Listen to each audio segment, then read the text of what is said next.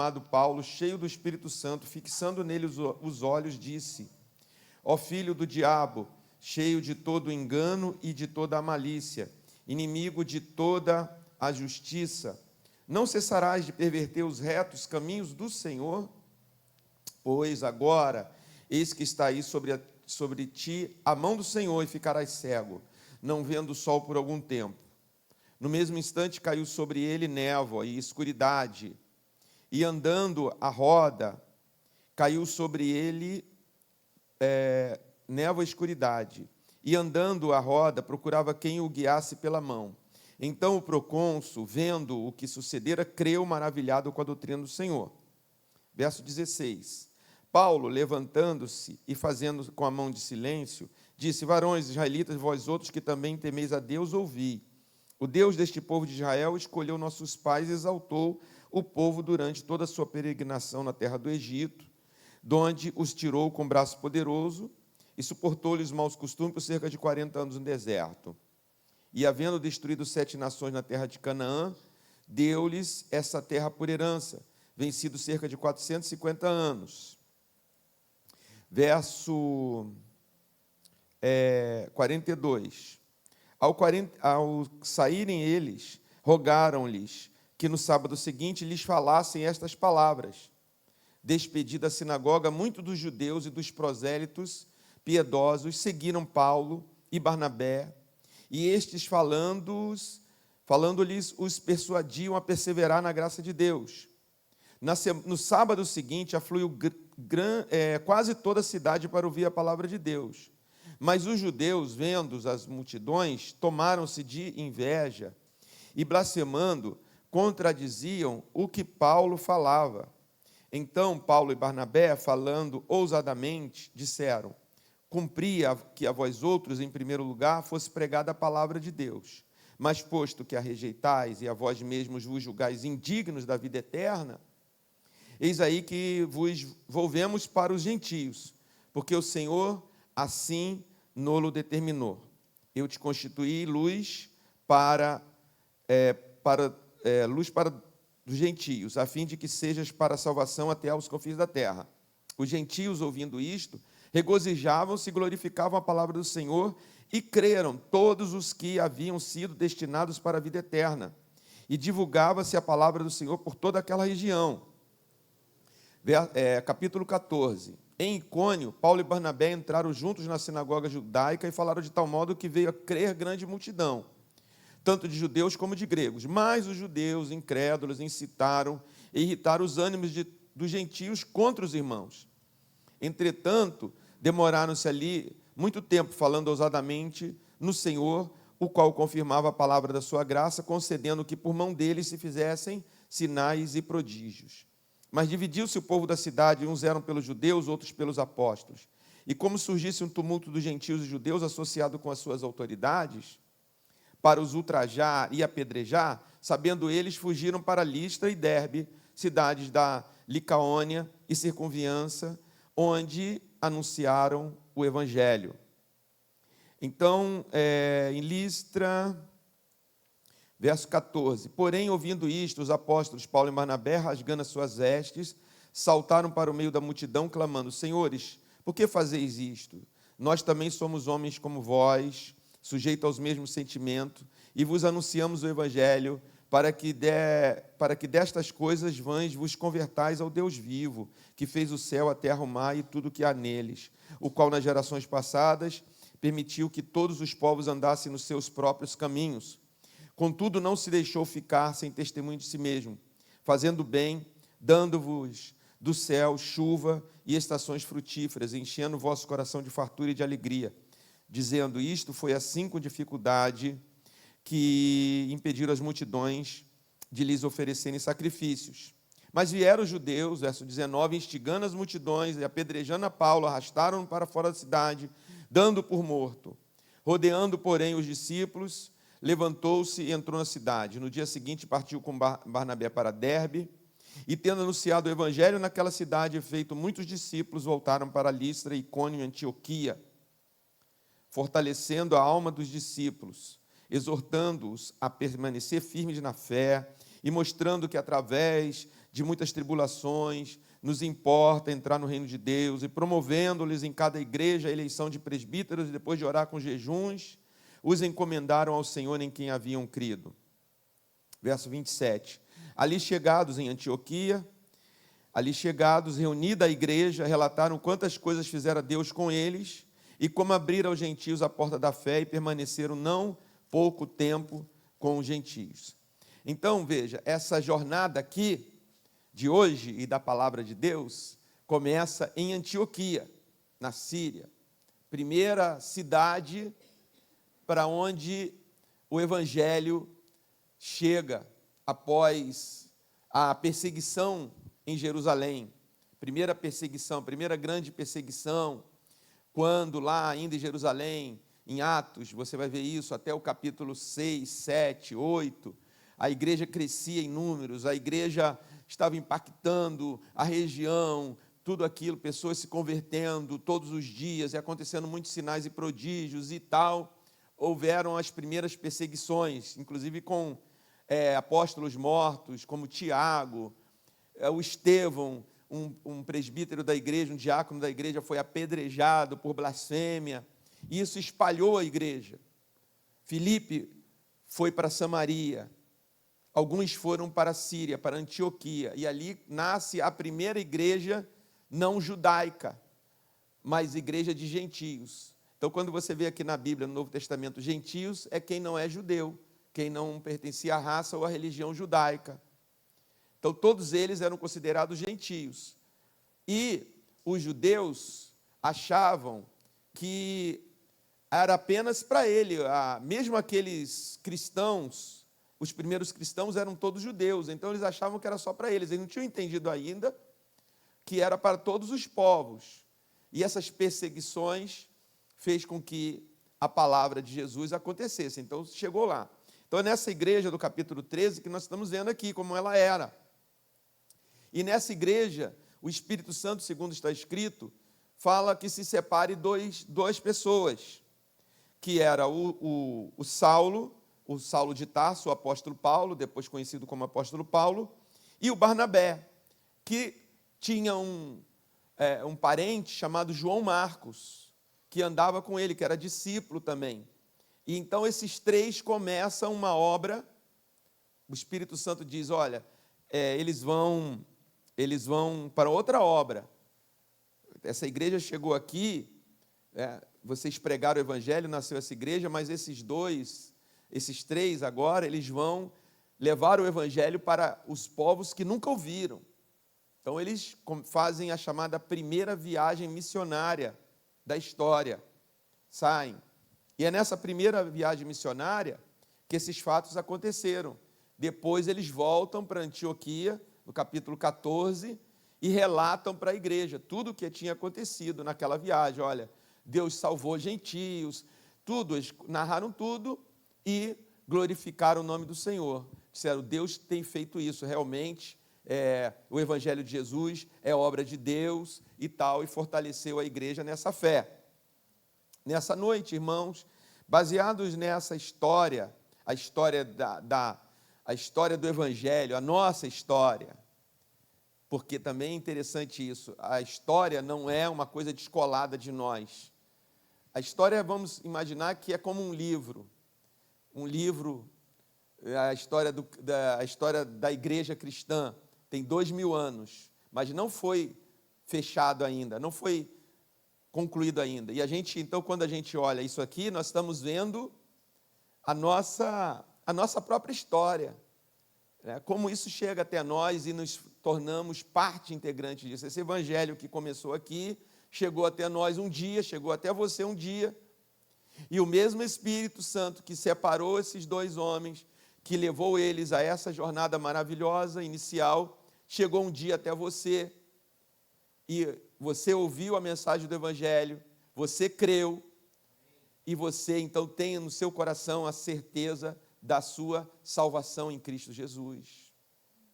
Então, nós somos parte, e nós temos ainda uma responsabilidade muito grande, não só de sermos parte, mas sermos os continuadores.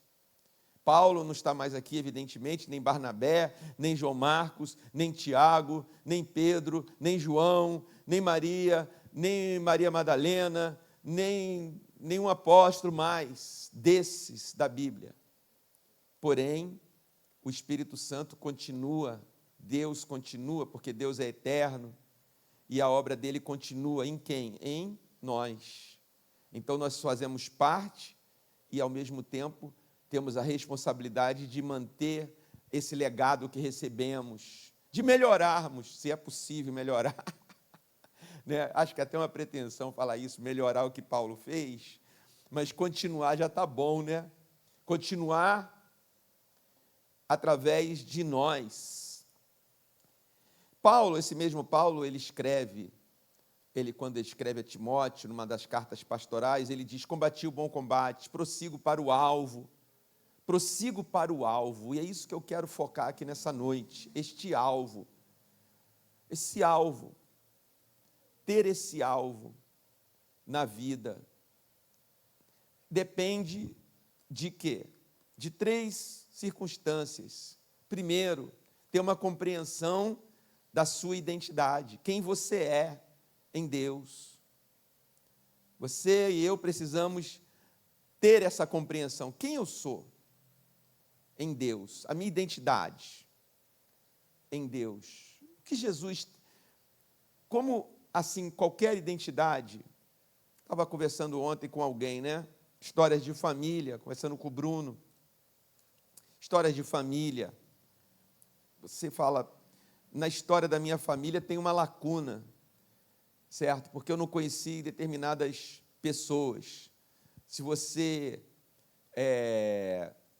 conheceu, ou viu, ou sei lá, teve algum contato, considere-se uma pessoa feliz, porque às vezes na vida você fala assim: poxa, eu não conheci primos, eu não conheci tios, eu não conheci avós, eu não conheci... Né?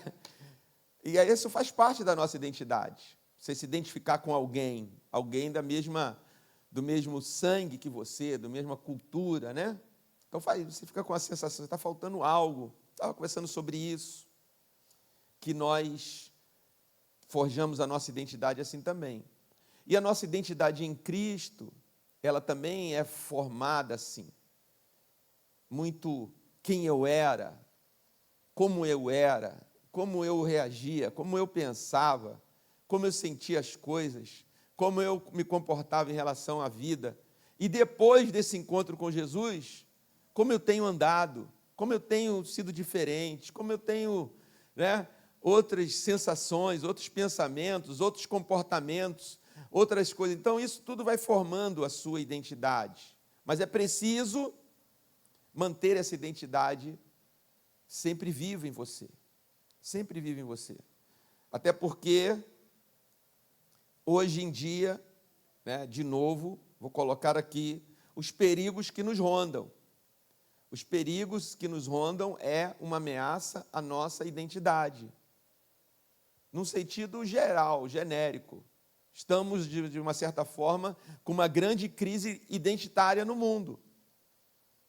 Né? Então, eu também não vou entrar nisso não, porque acho que usaria muito do vosso precioso tempo para falar sobre isso, porque é uma coisa que eu sempre tenho falado aqui também, é uma das coisas que me chama muita atenção e eu procuro refletir e trazer e compartilhar com os irmãos.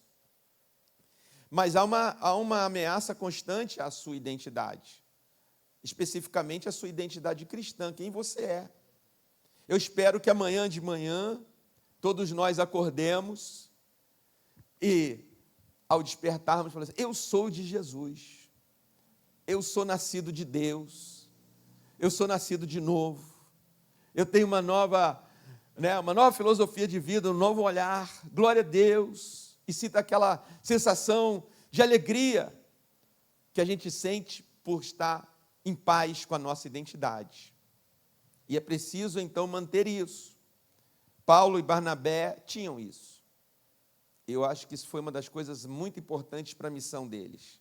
Vocês foram separados. Vocês já não são mais o Saulo. Aliás, até Deus, o Senhor Jesus, mudou O próprio nome de Saulo, que era um nome hebraico, Saul, o nome de Saulo quer dizer Saul no hebraico, e muda para Paulo, para que os gentios pudessem, os romanos, os gregos, os não-judeus, se ele chegasse, como é seu nome? Saul. Ah, você é judeu, você vai falar para mim das coisas de Moisés, da sua religião. Como é seu nome? Paulo. Paulo, que interessante, senhor Paulo, né? Fale de onde o senhor vem. Paulo já, né? Então, até nisso, Jesus mudou a identidade, num certo sentido, de Paulo, essa identidade muito ligada, né, à sua religiosidade, que ele tinha desde menino, desde sempre, e a sua identidade cultural, social, ligada ao seu nome. Agora, eu sou Paulo, eu sou universal, né?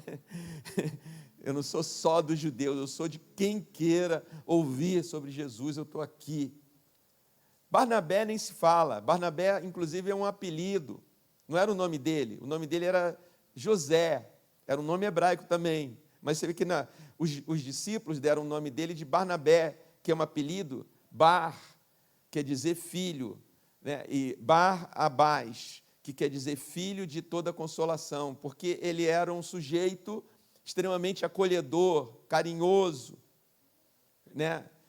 Estava falando de manhã, na mensagem de manhã, o pastor Silvio, ele é capelão do Hospital das Clínicas da Unicamp. Então, o pastor Silvio tem esse lado Barnabé, mas eu conheço outros irmãos aqui que têm esse jeito barnabeniano, que eu admiro muito, né? Às vezes a gente fala assim, a gente não é crise de identidade, mas a gente queria ter uma pitada de identidade, assim, eu queria ter um pouco de Barnabé, né? Eu queria ter um pouco de Saulo, Então, imagina que dupla maravilhosa, Saulo, enérgico, tal, mas Barnabé, acolhedor, filho de toda consolação, estava sempre ligado naquele que está mais tristinho, está mais desanimado, só de estar com ele já se animava, por isso que deram esse nome de filho. Essa consolação também quer dizer aquele que anima, aquele que motiva, ele motivava as pessoas, era o dom dele. Então, o Espírito Santo formou essa dupla maravilhosa, um enérgico pregador, mestre da palavra, conhecedor das Escrituras, e um outro com esse coração maravilhoso, acolhedor. Saíram juntos na sua missão dada por Deus. Muito bem, uma segunda coisa que é importante na missão de vida, na missão cristã, na missão ministerial, na sua jornada, além dessa compreensão da sua identidade, de quem você é em Deus, também é importante ter um senso de missão. Ter um senso de missão, que é aquela pergunta que às vezes vem até nós: o que eu estou fazendo aqui? O que eu estou fazendo aqui, né? O que eu estou fazendo aqui? Em tudo, irmãos. Por exemplo, Paulo também tem outro texto que ele diz: aprendi a viver contente em toda e qualquer situação. Tanto sei viver contente, esse contente quer dizer satisfeito, não sinto falta de nada, tanto na fartura quanto na escassez. Aí ele escreve: posso todas as coisas naquele que me fortalece. Porque se a gente tem essa definição, poxa, eu estou na fartura. Então, o que eu faço com essa fartura? O que eu faço com isso? A gente tem a administração, a gente controla e não é controlado. Da mesma maneira, se a gente está na escassez, o que eu faço com essa escassez? O que eu posso aprender aqui? A gente controla a escassez e não é controlado por ela. Por isso que eu creio que ele escreve isso. Mas isso, para mim, vem desse senso de missão. Eu estou aqui não é em função de. Veja, eu não estou aqui em função de. Eu não estou aqui em função da empresa que eu trabalho. Eu não estou aqui em função da minha carreira. Você está entendendo que esse aqui que eu estou dizendo é na vida, né? Amém ou não? Eu não estou aqui em função da minha carreira. Carreiras acabam, aposentadoria vem. Chegará um dia que eu vou dizer muito bem, né? Até carreiras ministeriais acabam. E a gente Tem uns que entram em parafuso, porque ele ficou tanto tempo ligou a identidade, o senso de missão dele ao que ele fazia, que quando ele aposenta, ele perde isso. Não, a gente não vive em função de, a gente é a função, para que função? Missão. Para que isso? Para que Deus me colocou aqui? Por que Deus me deu essa carreira? E quando eu aposentar, vai continuar. Você não perde. Você sempre vai se sentir útil, você sempre vai se sentir ativo, você sempre vai se sentir realizado, porque não depende da circunstância, não depende de ter um nome ou ser esquecido. Você sempre terá o seu senso de missão.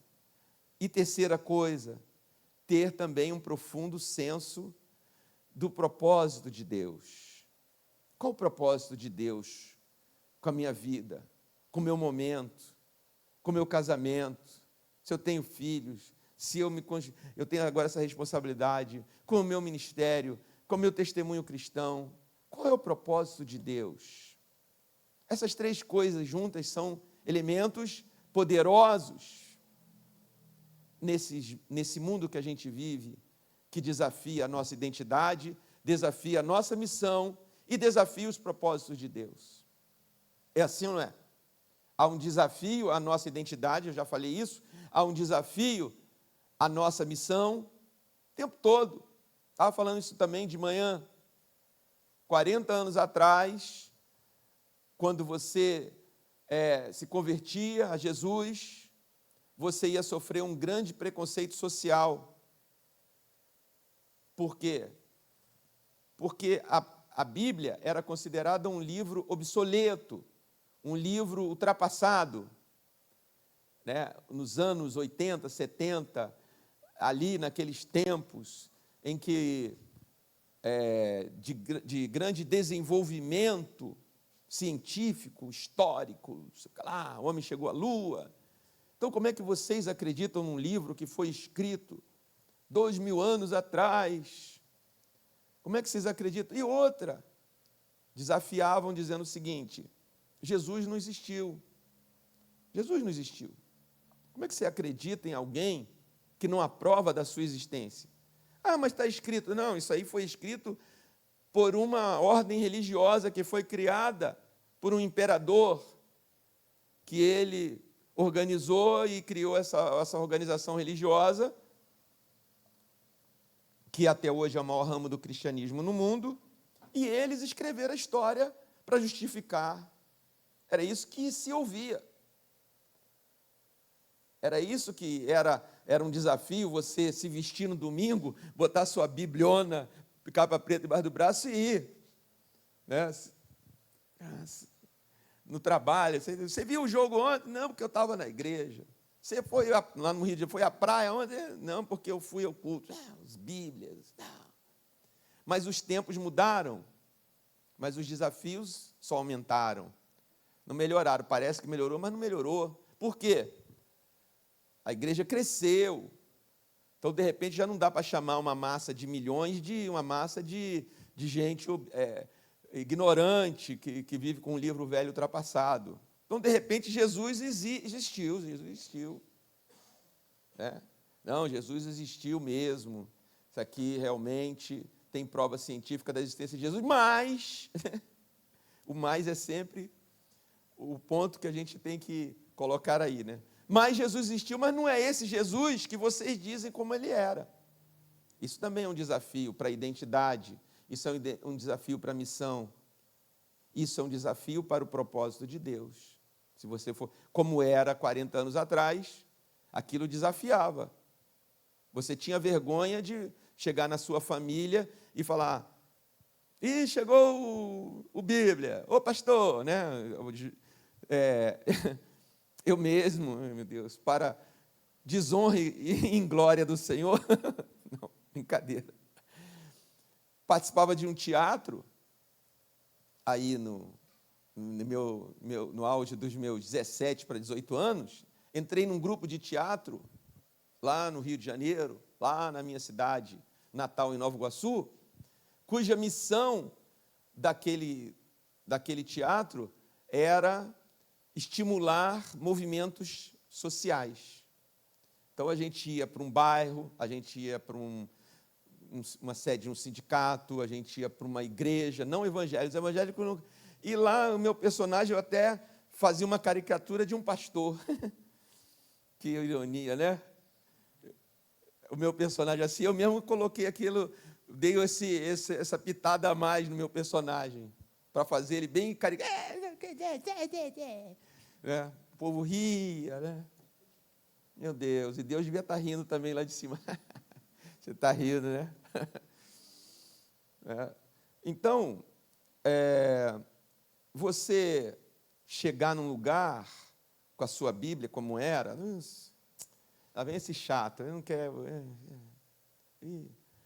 Mas hoje é aceito, né? Hoje é bonito, é lindo, é maravilhoso, só que você já sabe muito bem, né? Então, já se deu um outro sentido, que desafia também a nossa identidade, desafia o nosso senso de missão, desafia os propósitos de Deus. Mas Paulo e Barnabé não perderam isso. Então, nessa jornada, nós vamos ver isso esses desafios que eles passaram. Vamos conferir, né? Tá certo? Vamos conferir aqui no texto. Quando eles começam, verso 4 do capítulo 13, enviados, pois, pelo Espírito Santo, desceram a Seleucia e dali navegaram para Chipre, uma ilha lá. Foram a Salamina, anunciavam a palavra de Deus nas sinagogas judaicas. Os primeiros lugares que eles iam pregar o evangelho eram nas sinagogas judaicas, era o ponto de referência dele. Por quê? Porque ali aquele povo, pelo menos, já conhecia a palavra de Deus. Então, era uma questão estratégica. Olha, tem uma sinagoga aqui nessa cidade, vamos lá. Chegava no dia, no sábado, se apresentavam, eram 2 judeus, lembra? Saulo era judeu, Barnabé era judeu e João também era judeu. Então, o pessoal... Não, os irmãos aí lá, né? Vocês vieram de onde? Vieram de Jerusalém, né? São viajantes, estão aqui hoje na nossa sinagoga. Davam uma oportunidade, que era só o que eles queriam, né? E pregavam a palavra de Deus. E aí tinha naquela cidade, nessa cidade que eles chegaram aqui, ó, havendo atravessado toda a ilha até Pafos, migrar até Pafos. Nessa cidade tinha um procônsul, quer dizer, um representante jurídico do Império Romano, uma pessoa importante ali, uma autoridade romana, chamado Sérgio Paulo, que, ouvindo que tinha esses pregadores, chama Barnabé e Saulo, e que diligenciava para ouvir a palavra de Deus. Mas opunha-se-lhes Limas, o mágico, que tinha um nome de Bar Jesus, um nome até irônico, assim, né? Talvez até uma pilhéria, procurando afastar da fé o procônsul. Então, eles estão pregando e o cara está fazendo, sei lá, palhaçada, né? Desviando a atenção do procônsul, da mensagem. Um desafio à sua missão, um desafio ao propósito de Deus. Deus nos deu essa oportunidade de pregar para essa autoridade. Deus nos deu essa autoridade, esse homem quer ouvir. Isso já é um milagre. Quer ouvir a palavra de Deus. Não está só curioso. O Espírito de Deus está movendo. E nessa oportunidade vem esse Elimas e fica fazendo gaiatice. Né? É um gaiato. Mas qual foi a reação? Qual foi a reação de Paulo? Foi uma reação firme. A nossa identidade, a missão, o propósito de Deus que está em nós, precisa ser mantido com firmeza algumas vezes. Nem sempre dá para a gente sentar e trocar figurinhas. Às vezes fala assim, então acabou aqui. É o que Paulo faz. Né? Faz uma oração lá, o cara ficou cego. Foi uma guerra de poder. Você acha que eu estou aqui pregando, brincando de Deus? Não, isso é muito sério. É claro que ele não tinha essa noção, mas se ele não tivesse tomado essa atitude, né, se a gente falar assim, se Paulo não tivesse tomado a atitude que tomou, o evangelho não teria sido escrito. posso até dizer, exagerando, não teria chegado até nós. Ele teve que ser firme naquele momento, com aquele gaiato. Né? Usou o poder de Deus que estava nele. Para o procônsul, estou revelando o amor de Deus. Para o procônsul, falar o seu coração. Para você, gaiato, que não quer saber, está desafiando aqui a missão de Deus, aquieta-te, corte, firmeza. No verso 13, nós vamos ter uma outra situação que muitas vezes nós vamos passar também na nossa missão, seja missão ministerial, seja missão de vida, como eu estou falando aqui de uma maneira geral, né? Qual foi? Foi a deserção. Lembra que eu falei que estava com João Marcos? E navegando de Pafos, Paulo e seus companheiros dirigiram-se a Perge da Panfilha. João, porém, apartando-se deles, voltou para Jerusalém. João não quis continuar. Isso também mexe com o propósito de Deus, isso também mexe com o nosso senso de missão. Às vezes, há pessoas que se agregam a nós, se juntam a nós, ouvem nossos projetos, eu vou fazer uma viagem assim, e se agrega a nós, e depois sai. E às vezes em momento que não deveria sair. Você imagina, por exemplo, um missionário, né, irmão? Um missionário. E eu já vi isso algumas vezes, infelizmente, nessa minha jornada da igreja. Olha, nosso irmão ou irmã está indo para a missão, glória a Deus, né? Vem aqui, o irmão vai para a missão, essa igreja está enviando o irmão. Aí enviava o irmão. Mas, veja, você vai para um outro lugar, uma outra cultura. Você vai lá para o Amazonas. Irmãos, o Brasil são vários países, em termos climáticos, em termos culturais, em termos geográficos, em termos políticos. Você vai para o estado do Amazonas, mas você foi para outro país, o país das águas. Já fui lá 2 vezes e não canso de ficar impactado. Está no barco da igreja, o barco para no meio do Rio Negro, assim, tem um posto de gasolina flutuante. Aí o barco, ou a canoa, ou a voadeira, que são aqueles barquinhos do pessoal ali, encosta, né? O frentista joga um cabo, coloca lá, enche, e tudo, né? Parece aqueles filmes das águas, né? E você segue. A vida é nas águas. Os professores vão dar aulas em barcos, as crianças saem de uma comunidade para outra de barquinho, de canoa, ou o que seja, e você, nossa, eu vivo, tudo é terra, tudo é asfalto. Nossos problemas é congestionamento de manhã ou final de tarde, né? E o deles é chuva, é rio, é seca, é enchente. Aí você sai daqui como missionário enviado pela sua igreja, chega lá, vem um mosquitinho, te dá uma malária. Te dá um não sei o quê, que você nunca sentiu. Você toma uma água tirada do Rio Negro, literalmente. Você olha assim e não vê do outro lado. Todo mundo ali tomando aquela água. Você vai comer um macaco, você vai, né, comer um tatu, você vai aprender a gostar dessas coisas. Aí você, igreja. A igreja, irmão, já enviamos você. Né? Já enviamos você. Se você não tiver um senso de missão, de propósito de Deus, identidade, meu irmão, quantos já, e não tem nenhuma desonra nisso, deixaram. Eu fico só rindo desse pessoal que escreve em redes sociais que é fácil ficar no ministério. Eu gostaria, se eu tivesse oportunidade, de que eles ficassem só no meu lugar 1 mês. Então fica aqui no meu lugar 1 mês. Daqui a 1 mês eu volto, tá? Porque, para mim, a obra de Deus é algo sobrenatural. Eu, sinceramente, só atribuo a Deus o que acontece numa igreja. Como eu citei o pastor Marco Granconato, né, de manhã. Ele, num retiro de pastores da nossa igreja, ele, na apresentação dele, ele falou, irmãos e tal, eu sou convertido há tanto tempo, isso aqui, e assim, estou na igreja há tantos anos, assim, mas olha, isso não é nenhum mérito para mim estar na igreja há tantos anos, porque eu acredito que Deus me mantém na igreja, porque senão eu ia me desviar. Acho que Deus sabia disso. Se eu tivesse igual vocês, igual os irmãos na igreja, eu acho que eu já teria me desviado. Estou ali na igreja porque eu tenho que estar na igreja, eu tenho que orar, eu tenho que ler Bíblia, eu tenho que entender. Porque a obra de Deus é assim, não é fácil. Então, a deserção, João fala, eu vou embora, isso não é para mim não. Eram 3, agora são 2. Os desafios são grandes. É melhor ser 3 do que 1, diz a Bíblia, né? Paulo e Barnabé entraram em crise. Paulo e Barnabé falaram assim, então vamos voltar a levar o rapaz para casa, para Jerusalém, está com saudade da mãe dele, a mãe dele morava em Jerusalém, a gente chamava Maria.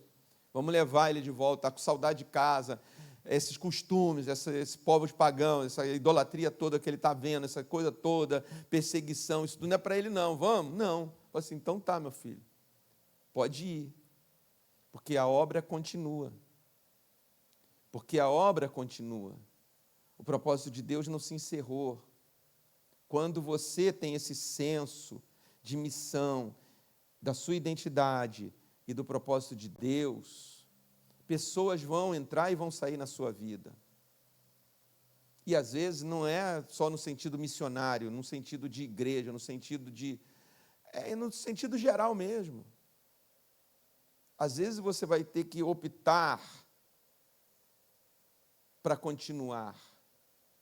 Você vai se sentir, lembra que eu falei da responsabilidade? Você vai ter que ter uma opção para continuar a sua vida, na sua identidade nova. Porque você tem certeza, como Paulo disse no final da vida dele, ele disse, eu sei em quem tenho crido, eu também sei que ele é poderoso para fazer infinitamente mais. A missão de vida, a missão de Deus, ela é desafiada pelas deserções. E às vezes vem de onde a gente menos espera. Como eu citei esse exemplo fictício. Estou lá no Amazonas, a minha igreja vai me ajudar, vai mandar um dinheiro para comprar um remédio. Antigamente chegaria uma carta, depois de muitos, até o carteiro chega lá. Infelizmente não temos verbas agora para comprar esse remédio. Mas Deus manda lá uma pessoa, né? Aí você fala assim, poxa, mas Deus continua comigo. Deus continua comigo. Deus continua conosco. Deus ouviu o meu clamor. Deus viu a minha dor. Poderia, de cabeça, só de cabeça, dar vários testemunhos, tanto pessoais quanto de outros irmãos que eu conheço, que às vezes contavam, né? Ali que vai vir, e Deus manda através de um corvo, de um pombo, né? De uma improvável pessoa, para que você tenha certeza que Deus continua com você. Que Deus continua firme na sua vida, no propósito de Deus na sua vida. Então a gente não pode regredir por causa de regressão, porque a gente perde a experiência com Deus. Amém, irmãos? Que a gente perde a experiência com Deus. Talvez ali, poucos minutos antes, Deus estivesse pronto, como aconteceu aqui. Porque daqui, eles foram para outro lugar. E ele chega nesse lugar, para Perge, mas eles, olha o mais aqui de novo, mas ele voltou para Jerusalém, tchau meu querido, você precisa de dinheiro da passagem do barco? Não, vai com Deus, leva um recado para os irmãos, estamos bem, para minha tia lá, está tudo bem aqui, e nós vamos continuar na obra de Deus. Mas eles, atravessando de Perge para Antioquia da Pisídia, outra Antioquia, indo no sábado à sinagoga, sentaram-se. Depois da leitura da lei dos profetas, os chefes da sinagoga mandaram dizer, irmão, se tem alguma palavra de exortação para o povo, dizeia. Para 2 pregadores, como eu disse, aí os líderes da sinagoga viram os irmãos, falaram assim, irmão, se tem alguma palavra de Deus, pode vir aqui e pregar no púlpito. Era só isso que eles queriam, que Paulo queria, e mandou bala. Já começou né, fez um gancho ali da mensagem falando de Israel, como Deus tirou eles do Egito, fomos tirados do Egito, e naquela altura a audiência de isso, amém, nosso Deus é poderoso, abriu o mar vermelho, e fomos a Canaã e tal. Deus manda, né, manda o teu abraço para nós. Ele falou, ó, vocês são nós somos descendência de Abraão, mas eu estou aqui falando de Jesus que foi morto e ressuscitou. A verdade, tudo isso aconteceu para que Jesus viesse. Uau! Que coisa linda! E aí, vem outra coisa. Eles aproveitaram a oportunidade. Eles aproveitaram a oportunidade, porque se eu estou aqui, se a minha missão é pregar o Evangelho, a oportunidade chegou. Mas as coisas mudaram. Mudaram por quê? Porque vieram, verso 44 do capítulo 13, no sábado seguinte, o pessoal gostou da mensagem, voltaram, afluiu quase toda a cidade para ouvir a palavra de Deus, mas os judeus, está vendo, é um livro cheio dessa contradição, né? A coisa está indo bem mais, a coisa está indo ruim mais, né? É uma guerra, né? As coisas estão indo bem mais, as coisas estão indo ruim mais Deus.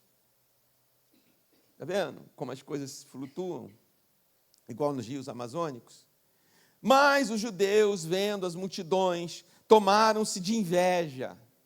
Poxa. E, blasfemando, contradiziam o que Paulo falava.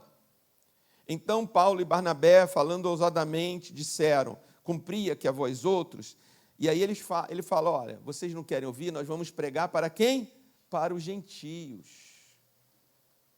Não vamos perder a oportunidade. Afinal de contas, nós não viemos aqui só para pregar para judeus, para o clube santo de Israel, que sabe tudo, mas quando chega no plano de Deus não quer saber. Não, eles não querem saber, gente, eles não querem ouvir a palavra, eles não querem. Vamos voltar para Jerusalém, vamos, né, voltar para o judaísmo. Não, vocês não querem, mas tem um bocado de gente que quer.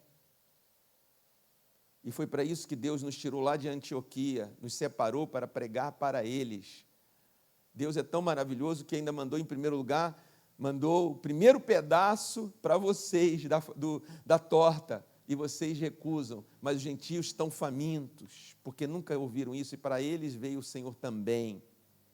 E eles foram lá, e começaram igrejas.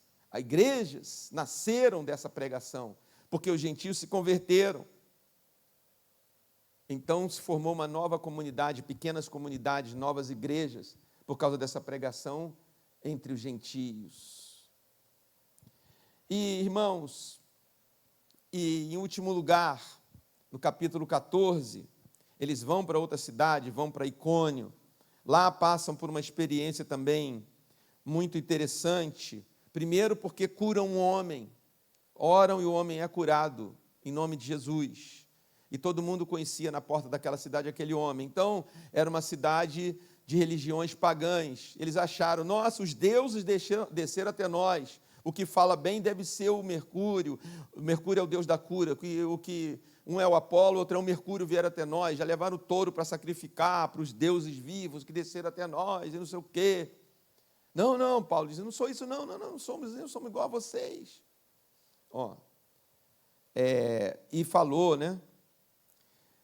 Aí no verso 19, capítulo 14, sobrevieram, porém, judeus de Antioquia e Icônio ficaram atrás, instigando as multidões e apedrejando a Paulo, arrastaram-no para fora da cidade, dando-o por morto. Mas já tinha gente que tinha convertido, só de ouvir. E Paulo ficou lá, fingindo de morto, até para não acabarem de apedrejar ele.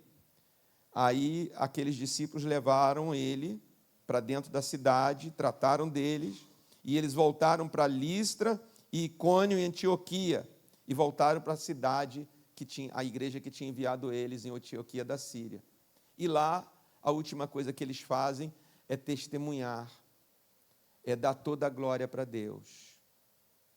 Sabe, isso é um bom projeto de vida. Isso é um bom projeto de vida o que eu vou falar. Você tem um propósito de glorificar a Deus em algo na sua vida, ou talvez na sua vida toda. Talvez isso esteja sendo muito necessário atualmente. para a gente resgatar isso, para a gente nascer dentro de nós esse imenso, que é o propósito de Deus. Tá, mas depois que eu cumprir a missão, eu fui lá e preguei, eu fui lá e fiz missões, eu fui lá e desenvolvi essa carreira, dando glória a Deus e tal. Estou aqui, missão cumprida, aleluia. Lembra que eu falei? Tem gente que aposenta e agora? E agora o que eu faço? Ou gente que é retirado à força, contra a sua vontade, ou por força das circunstâncias, ou Deus mesmo tira. Porque a gente tem que estar atento ao mover de Deus em tudo, não é? E aí, a gente precisa ter essa missão que eu cumpri, foi para a minha glória ou para a glória de Deus? Porque se foi para a sua glória, os homens podem tirar a sua glória.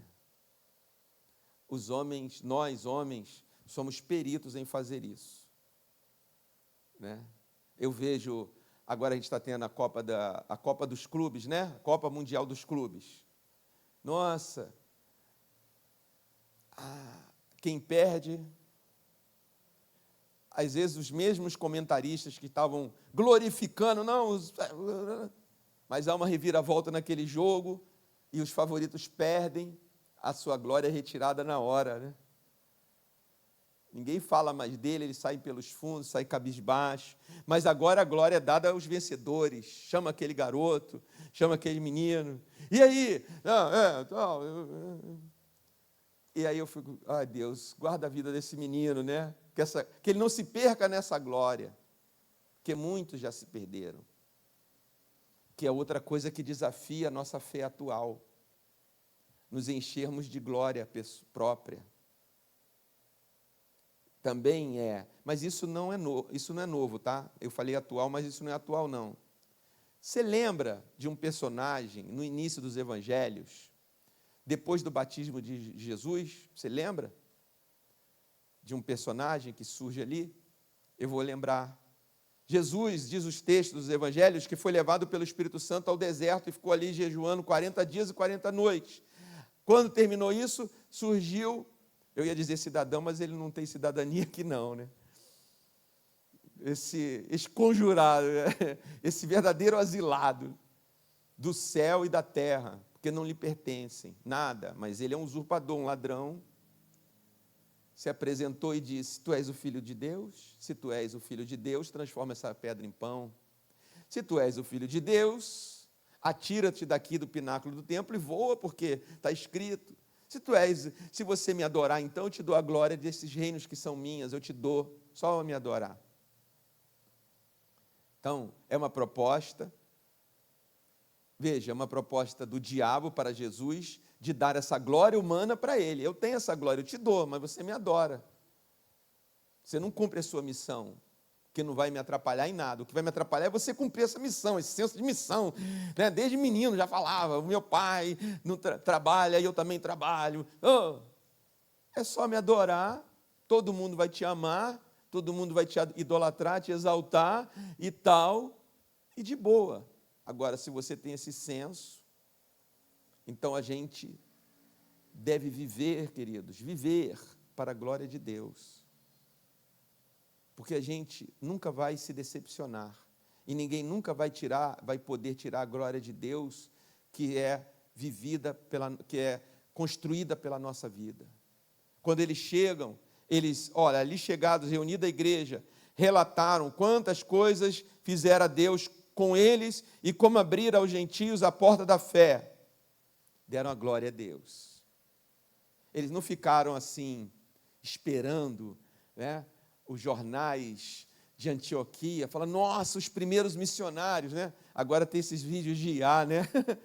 Está conosco aqui nessa noite os primeiros missionários que saíram aqui da Síria, os primeiros na história. Vocês acabam de entrar para a história mundial, hein? Os livros de história vão escrever que você, Paulo, Barnabé, João Marcos vazou, mas vocês permaneceram, vocês foram fiéis, vocês isso e aquilo, flechas, luzes, né? Paparazzis, selfies. Deixa eu tirar aqui do lado de Paulo. Não, eu gosto de Barnabé, ele é amigão, gente boa. E a igreja, coloca ele lá. Ele se dispõe disso, fala assim, eu vou dizer o que Deus fez. Vocês querem ouvir? Vocês querem saber? Não é o que nós fizemos, porque tudo que nós fizemos foi para quem? Para a glória de Deus. Isso dá uma sensação tão gostosa de que ninguém pode roubar nada de você, ninguém te desonra, ninguém tirar de mim o quê? Eu não fiz para a minha glória. Tentaram puxar meu tapete, puxaram, caiu, doeu, caí, doeu, levantei. Mas até isso é para a glória de Deus. Porque daquele tombo, eu fiquei num, sei lá, encontrei não sei quem, que aconteceu não sei o quê, e que não sei o quê, e abriu a porta da missão. Quantas histórias, voltando a missões, foram construídas assim? O próprio Paulo, sabe, o Timóteo, que vai se tornar Depois Paulo e Barnabé se separam. Sabe quem vai se unir ao Paulo? O Timóteo. Onde Timóteo se converteu? Nessa viagem. Ele era um desses discípulos. E ele se tornou seguidor de Paulo, se tornou pastor. A porta se abriu depois que Paulo foi apedrejado na porta da cidade dele.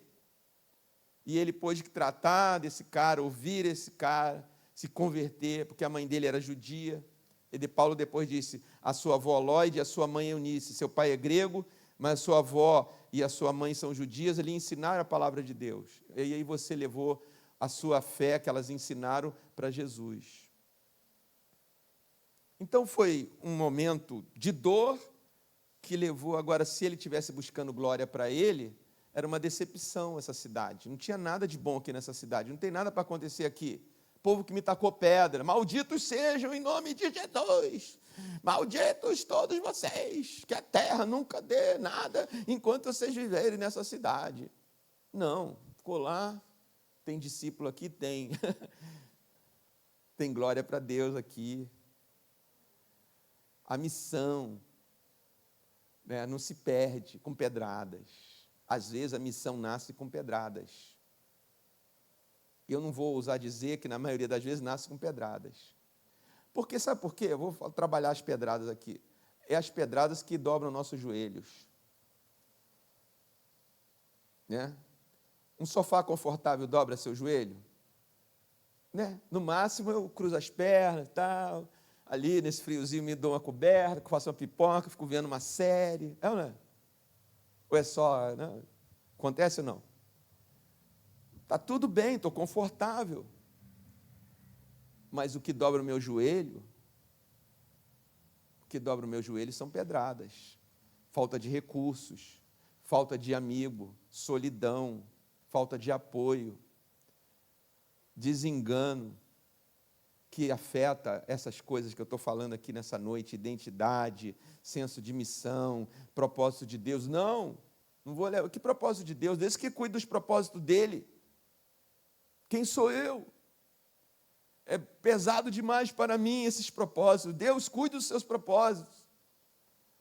Irmãos,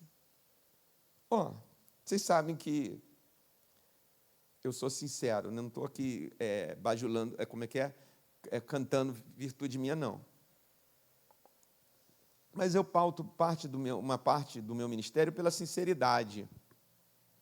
Desde que eu aprendi que sinceridade vem do latim sincera, tá? Que segundo a lenda, os vendedores lá nos tempos antigos, isso não existe mais, né? Iam vender vasos, rachavam e colocavam cera e pintavam em cima para o comprador não ver a rachadura. E então o comprador falava assim, eu quero um vaso sincera, um vaso sincero. Então, seria daí a origem dessa coisa de sinceridade. Mas a raiz da palavra é isso mesmo, do latim sincera. Ou seja, sem uma maquiagem. Olha, eu já falei isso para Deus algumas vezes. Deus, essa obra é tua, me leva. Eu não posso, não dá. Mas não assim, numa oração, digamos, sincera. Mas, tipo, dizendo, toma o que é teu, né? Toma o que é teu, que eu não quero mais isso, não. Mas, graças a Deus, que o Espírito de Deus, do jeito dele, próprio dele, de nos convencer, cada um tem o seu jeito, e o Espírito Santo convence a cada um segundo esse seu jeito, ele nos convence, e a gente fala, não, mas espera aí, a missão, Deus não falou nada, né? Deus não falou nada, Deus não disse nada, Deus, certo? Então a gente se recobra das pedradas, ajoelha as pedradas de novo, leva o joelho, leva a restabelecer o senso da missão, leva a restaurar o negócio e dizer, eu tenho que continuar para a glória de Deus. Porque a gente não faz as coisas com Deus na carne. Não pode, a carne não aguenta mesmo. Você vai entregar o propósito de Deus. Porque é muito pesado.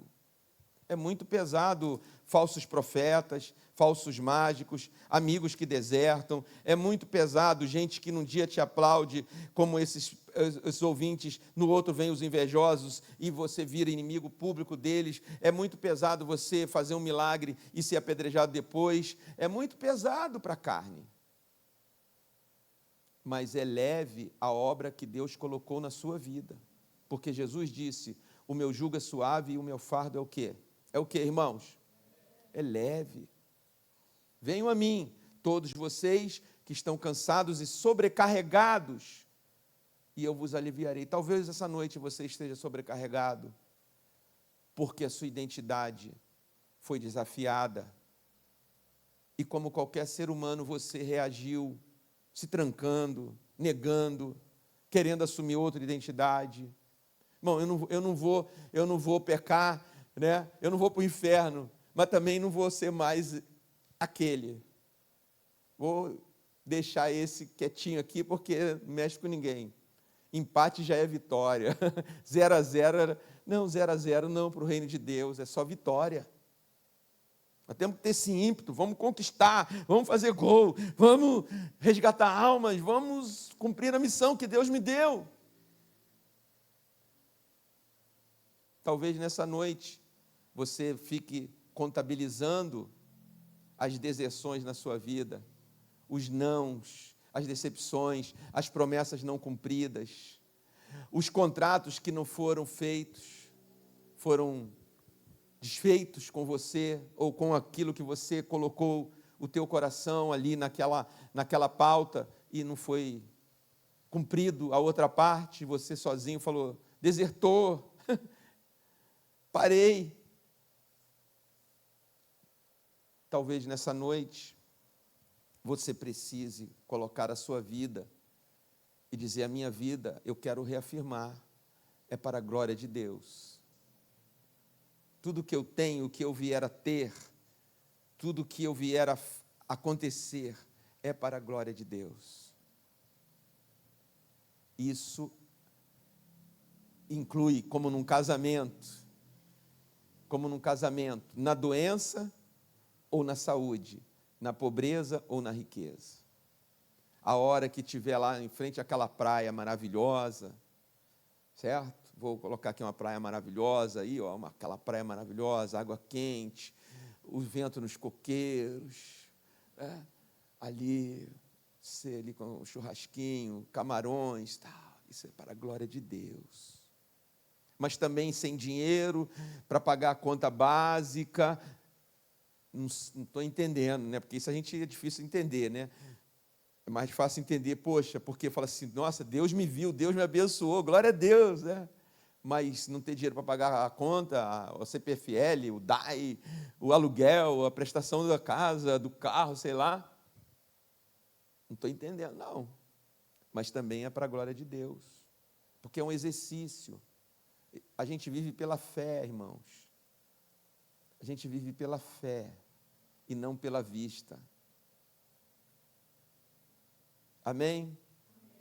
A gente vive pela fé. Então, nessa noite, talvez você queira fazer essa oração, colocando a sua vida para a glória de Deus, colocando os seus negócios para a glória de Deus, colocando os seus problemas para a glória de Deus, colocando suas realizações para a glória de Deus. E quem sabe daí, eu creio, vai nascer esse senso de missão, de propósito de Deus, vai nascer essa identidade restaurada em Jesus, ou uma nova identidade. Então, se coloque em pé, por favor. para que nós possamos orar.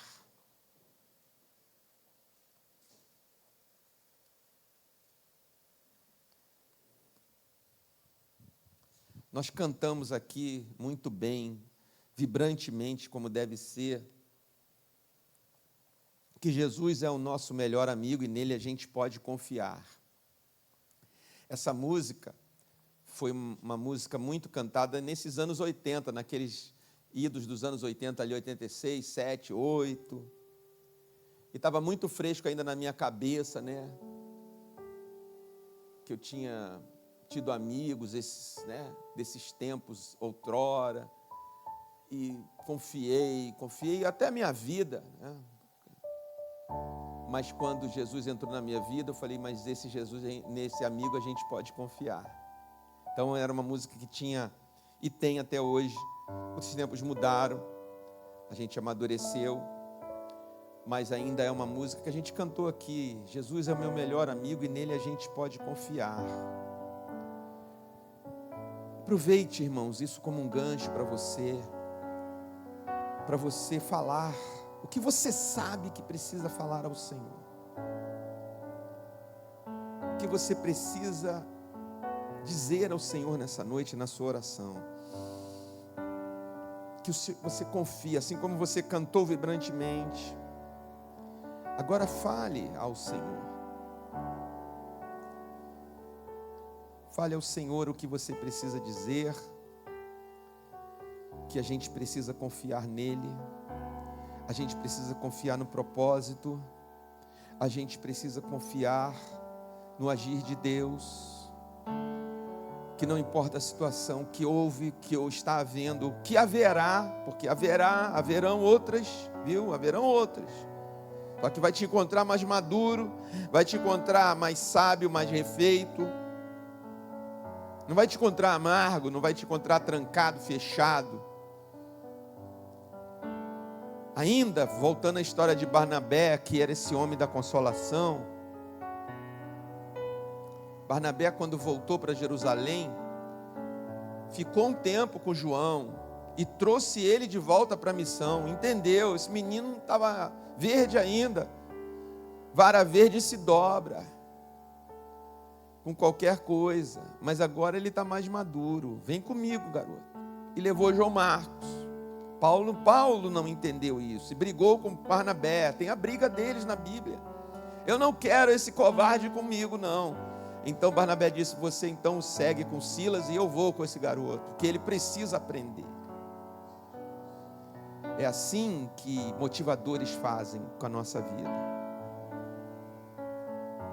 Porque nem Paulo e nem Barnabé tinham perdido o senso da missão, formar discípulos à semelhança de Jesus.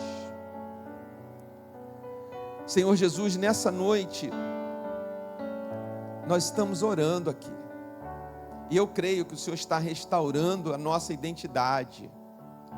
Eu creio, Jesus, que dessa maneira poderosa e sobrenatural, como está escrito no capítulo 13 de Atos, que o Espírito Santo disse, separa para mim o Saulo e o Barnabé, e vai junto João Marcos.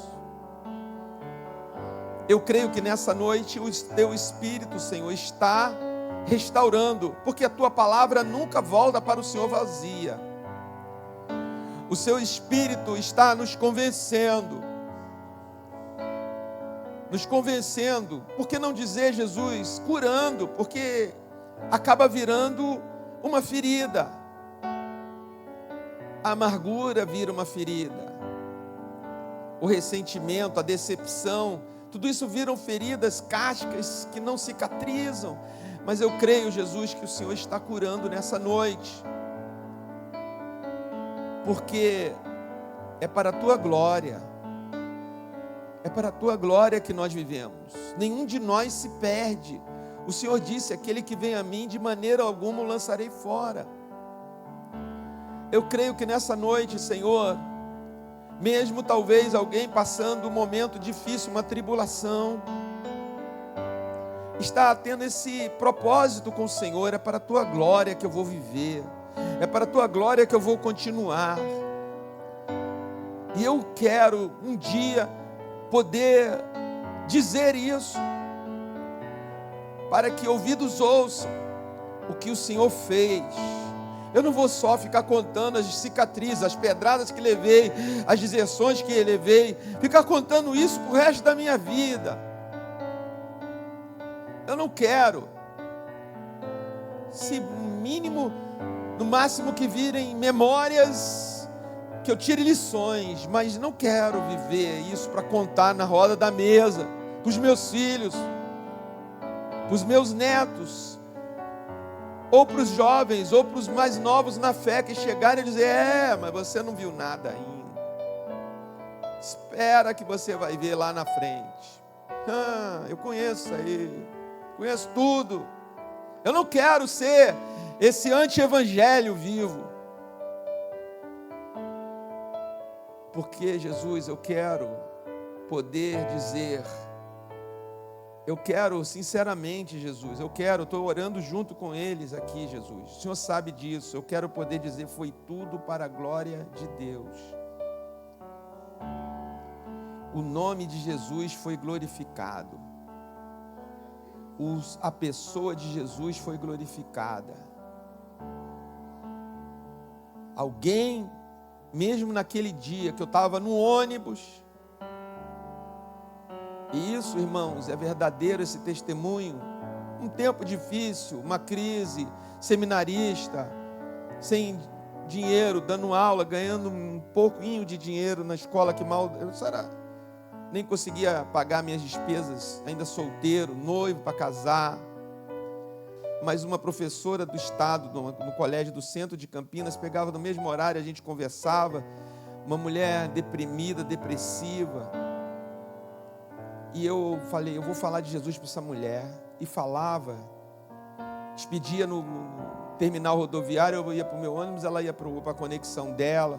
Anos e anos depois, um dia, numa terça-feira, saindo da igreja central de Campinas, alguém me chamou, era ela: você lembra de mim? Você falava de Jesus, aceitei Jesus, e estou aqui no grupo de oração das terças-feiras das mulheres na igreja. Naquele tempo difícil, é para a glória de Deus. Se eu fosse ficar contando para ela que eu estava duro também, que a crise tinha batido, que o cruzado não dava para nada, que o governo não fazia nada, que não sei o quê, nem eu nem ela. Por isso, Jesus, que o Senhor mantenha em nós essa vontade de entregar tudo para a Tua glória, hoje e quando acontecer também, para a Tua glória, é para a glória de Jesus. Esse momento glorioso, esse momento de alegria, de recepção na igreja de Antioquia, é para a glória de Jesus. Os holofotes é para Jesus. Sendo tratadas as feridas na casa dos gentios, é para a glória de Jesus. Viu, Timóteo? É isso aqui que eu estou passando, é porque Jesus morreu e ressuscitou por mim.